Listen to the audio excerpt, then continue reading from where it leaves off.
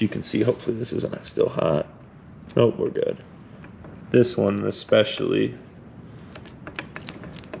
is all wore out. Well, now that I got the winch on the Jeep and working nicely and pulling trees and doing everything I've wanted it to do, time to start tackling another project on the Jeep. So today I'm going to replace the tie rod ends, tie rod sleeves. I got a rebuild kit for that drag link, I believe it's called, and then maybe that's the drag link, but regardless, I got a rebuild kit for that joint there, and then everything to rebuild that shaft as well as a new shaft. So essentially everything to rebuild the steering components from the pitman arm on the steering box back, or forward rather. So I'll get that all knocked out. My hope is that I'll just knock it out on the ends and take out the bare minimum of stuff so that I don't lose the adjustment, so that it will get me, so I can measure those, I can take measurements and figure out, you know, the distance across. So when I put the new pieces in, they will ideally be more or less aligned. Probably have to do a little bit of adjustment, but it's no big deal. And while I'm under here, I'm gonna go ahead and replace that shock plate there, so I can get rid of that messed up lower shock mount, and as well as put 4 new shocks on it all around. And so yeah, I'll go ahead and get started. So in order to get the tie rods out, it should be really simple, just 3 nuts. So the nut on either end that connects to the wheel itself, the hub, and so yep, that's the other side, and then just this middle one here that's off the pivot point. And with that, the whole thing should drop out all in one piece. Shouldn't be too hard fishing it out from the leaf springs, but I guess time will tell. I'm gonna go ahead and get those ready off camera, and I'll catch up with you just when I'm about to knock them out. You can probably hear the storm in the background that rolled in, so hopefully that doesn't mess up the audio too bad. But I got the cotter pins out, and then a trick I like to do is I'll flip the bolt around, or I mean the nut rather, and so that the flat side is down, and that gives me a good surface to hit against. You can also try to like take it apart with like a pair of spreaders, things like that, and that'll usually work. But honestly, you got a big hammer or good whack, you can typically just knock them out if you hit them on the top side. At least that's what I found. So I'm gonna attempt that real quick, and yeah, see how that goes. Was able to get the tie rods out, and as you can imagine, they were pretty rough, and it ended up being a bit of a debacle. So a couple of them I ended up having to cut. So what ended up happening was the spreader I have didn't fit. The mouth around the bottom was just way too small to fit the lower part of the ball joint, so just there's no way I was going to be able to fit it on. So ended up getting my propane torch out and giving it some heat, and it helped a little maybe, but what I really ended up doing was just smacking the crap out of them with a hammer until they worked. So first one came out relatively easy here on the driver's side. Did the passenger side next, came out, but then the it hammered it so bad that the nut got stuck and would not want to turn loose, so it was spinning with the shaft itself. And so once that happened, it was pretty much, I was screwed. I tried getting it with a vice grip, but some of my vice, I need to get some new vice grips because mine are kind of crappy because the jaws weren't gripping at all. And yeah, so I ended up just using my cutoff wheel to cut that. And then this one, kind of a similar story, except had a heck of a time trying to even hammer it to begin with. So I was using a 3/8 extension, kind of ran up by the winch, so not even getting good hammer pressure on it anyway. So it wasn't doing myself any favors, so I ended up just hitting it with the cutoff wheel and got this one out as well. And As you can see, hopefully this isn't still hot.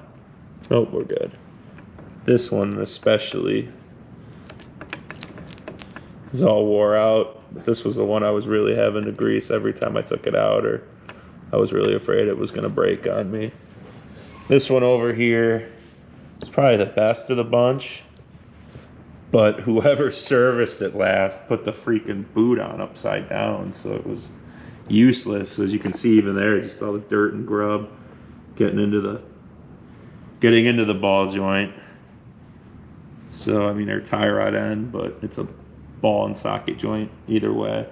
And then over here, yeah, this one is I guess it's not in too bad a shape, but so somebody must have done the tie rod ends at some point. But yeah, and then this one I'm sure is pretty, oh yeah, same story as that other one, so these are probably original.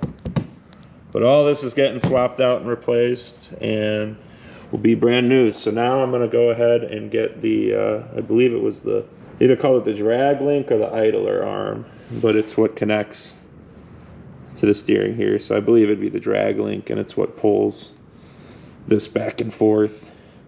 So I'm gonna get that pulled out, and then after that I'll get the steering arm that goes to the box itself removed, and from there I'll start getting the new parts prepped and ready, paint them up, and start installing. Well, since I'm doing all this work to the steering and crawling underneath the Jeep, I figure now is as good a time as any to go ahead and get the shocks replaced. So, as I mentioned many times before by now, this shock plate is damaged, and the way the shock mounts up isn't quite right. And before I put my new shocks on, I wanted to get that fixed. So I've actually got, here's the new shocks here, but here's a new shock plate and U-bolts to replace all that with and hopefully get it fixed. So I'm gonna go ahead and crawl underneath the Jeep. So I'm gonna have to go ahead and get these U-bolt nuts loosened up, and so that I can remove them and get the shock plate off. So I've got my impact with me. I gotta break the rules a little bit, and for some of them, for extra clearance, I'm gonna try to use my shorter socket, but we'll see how this goes.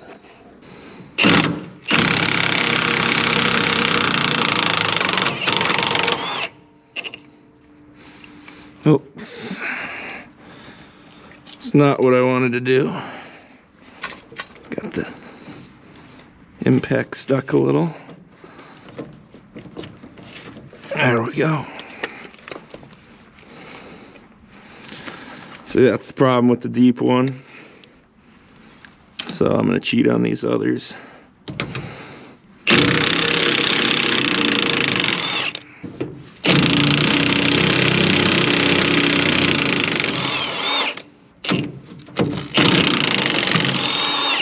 All right.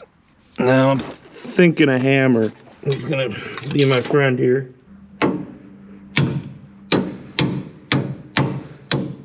Just kind of hammer them back and forth. If you hammer too much on one side, it'll kind of walk up the one side and kind of you'll end up just kind of making the U-bolt wedge against itself, and it just makes it a pain. So just try to hammer back and forth. Don't favor one too much more over the other, and yeah, it'll both come out on you.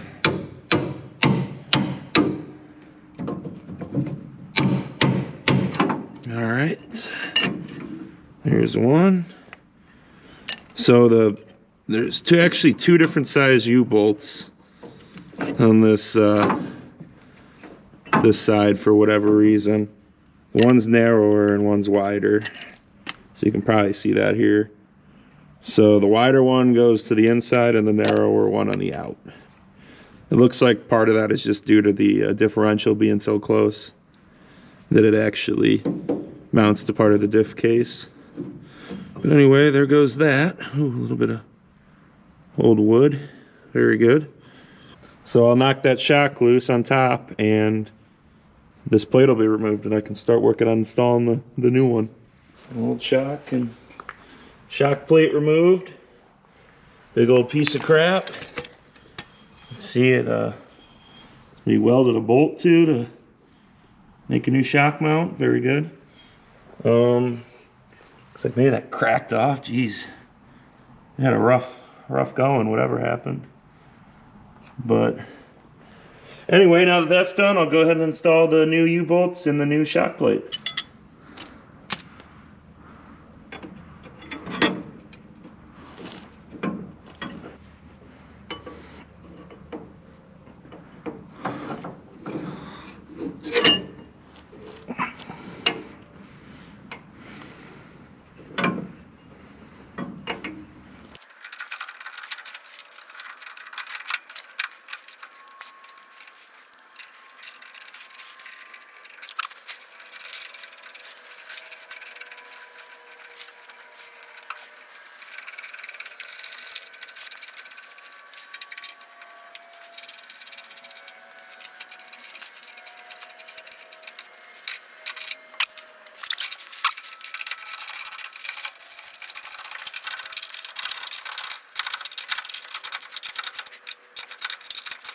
Well, I've gone ahead and gotten the new shock plate installed. New U-bolts look good and everything. Definitely out of place, but it, you know, new is better than busted and broken. So I'll go ahead and clean up the top shock mount and probably throw a little grease on the bottom and start putting the new shocks in. So hopefully I don't bump that, and I'll be able to show the installation. So I guess I'll just start by slipping it on the top, and then I will adjust till I have the right length to slip into the bottom hole.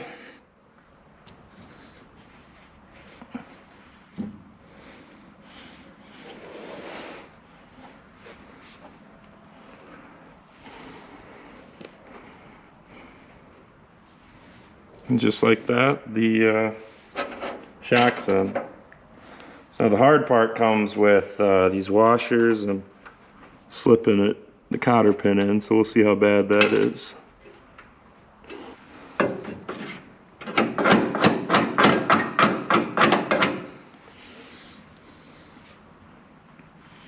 Okay, it's starting to go through. All right, let me go ahead and set the cotter pin.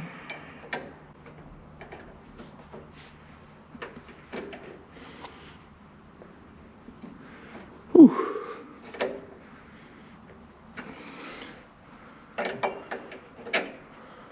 These are pretty heavy duty, so I don't think I have to go over the top as far as bending them. Just get a bit of a bend in them. There's the top.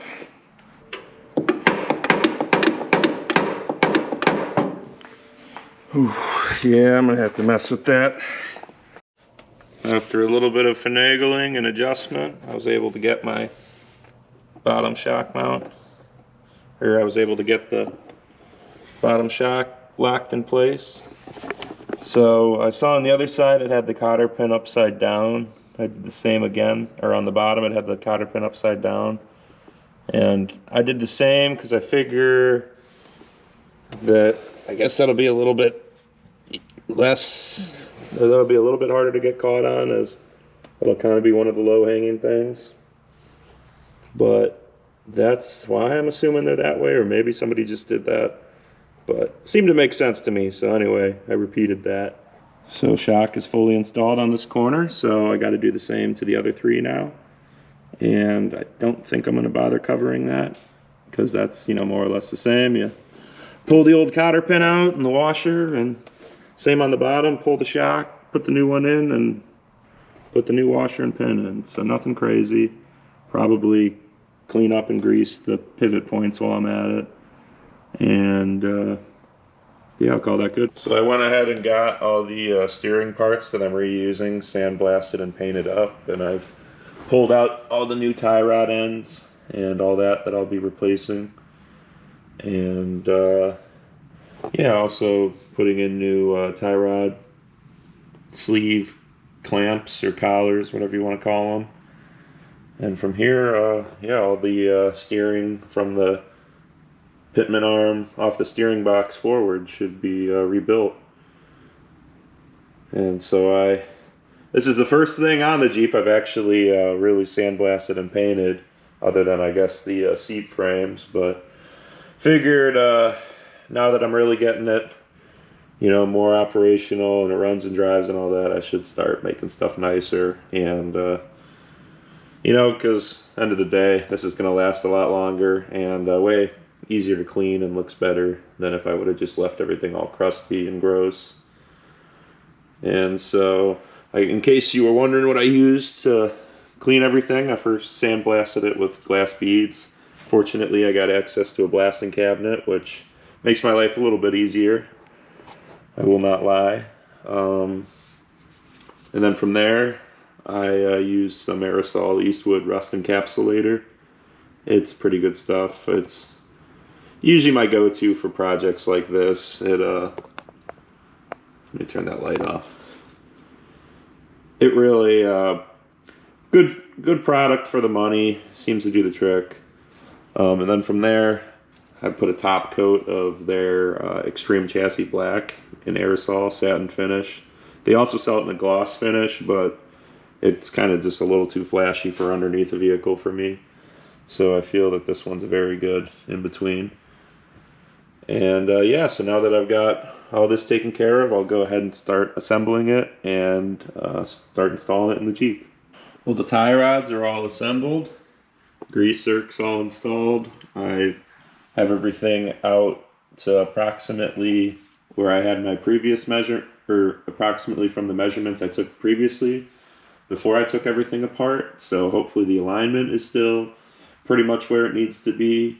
Went ahead and installed grease zerks in the spots that needed them. And so everything's pretty much ready to be installed. I also have that steering arm that's actually out in the barn right now. I started cleaning out the inside area where the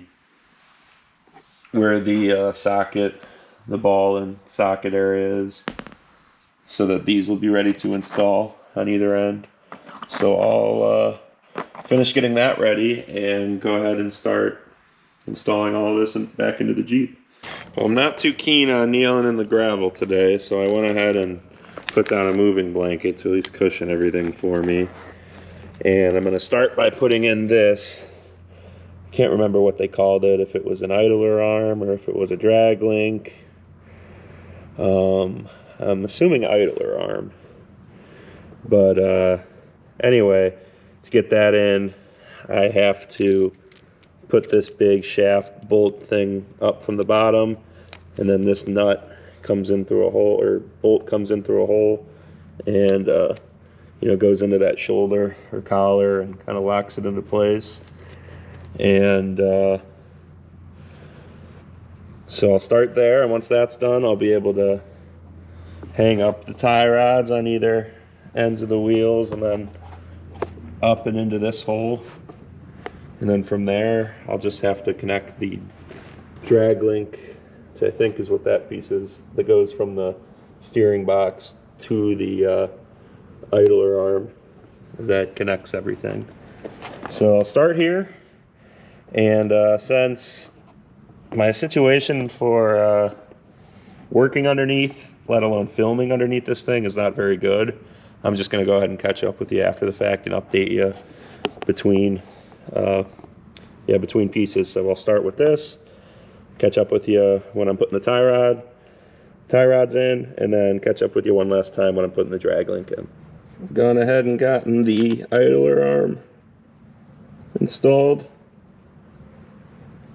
It's nice and smooth, not making any noise, all greased up, so everything should be good to go there. So next I'll move on to working on the tie rods and get those hung up and check up with you then. Tie rods are now installed. So I went ahead and greased all the tie rod ends up and everything. Cotter pins are installed.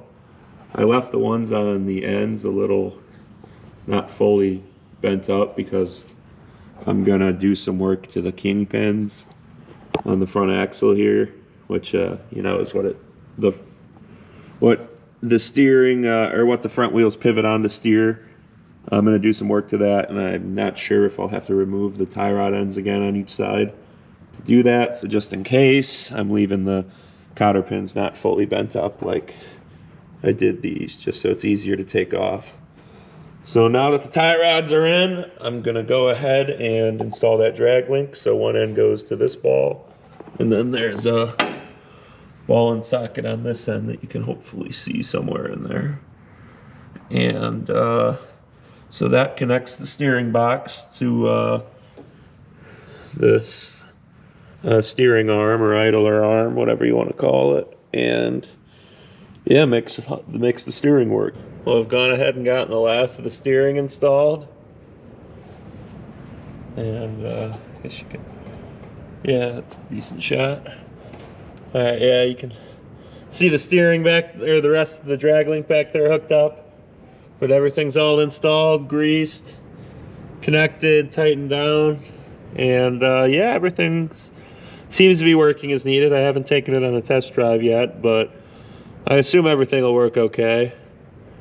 But yeah, one last little thing I'll do is I have this, I just picked it up not too long ago. It's called RP342. It's like a Cosmoline wax spray. And so from what I understand, it's like basically the best stuff I could get as far as protection for like, so the problem is when you get these when you do tie rod ends or ball joints or something like that, is you put in the new parts and they have bare metal exposed, and then once they get exposed, the moisture and rust, or moisture and water and all that, they just rust up on you and they look like crap. So to prevent that, I'm going to spray this stuff on there and hopefully stop it from happening to begin with. And so from what I understand, with this stuff, you can get a year or two out of it. And so I've never used it before, but we'll see how it works here in a second and how it looks. And I'll check up with you once I have this taken care of. All right, the tie rod ends have all been coated. So it's set on the can to allow 1 to 2 hours to dry, then I think another 24 hours to cure. But yeah, everything should all be rust protected now, so hopefully I don't have to deal with any pesky surface rust for the most part on these tie rod ends and nuts. So we'll see, I guess, in due time how all that turns out. But now that that's taken care of and the shocks are replaced, I can go ahead and call that a video, I'd say, and catch up with you on the next project. So thanks for watching, and stay tuned for more.